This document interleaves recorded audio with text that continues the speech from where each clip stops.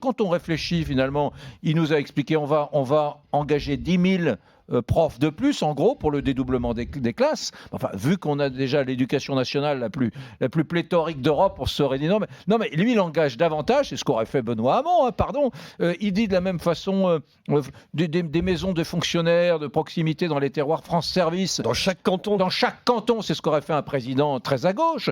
Plus de services publics pour les citoyens, etc. Et puis le côté, on va faire raquer les entreprises. Enfin, franchement, on est dans l'ADN d'un président de gauche. Est-ce que je rêve, Agnès ? Alors, je ne sais pas comment il va financer sur les profs, parce que en réalité... Non, mais répondez à cette question. Est-ce que c'est un archipel de mesures qui ressemble davantage à celle qu'aurait prise un président de gauche ? Si la question est est-ce qu'on va continuer avec un système collectiviste avec les annonces gouvernementales, oui, on ne va pas transformer le modèle.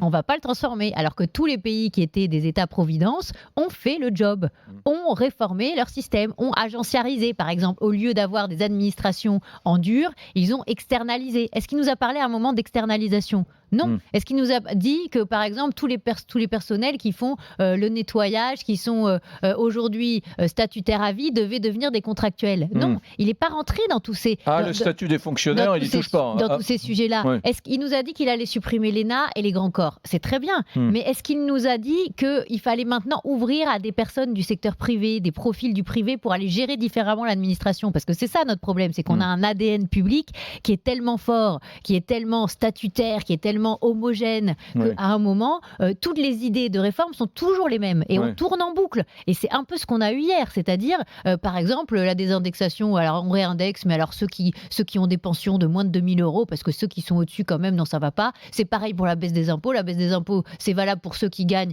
moins de 1 800 euros par mois, mais ceux qui gagnent plus, alors là, non, eux, on va leur garder leurs impôts très élevés. Et tout est comme ça en permanence.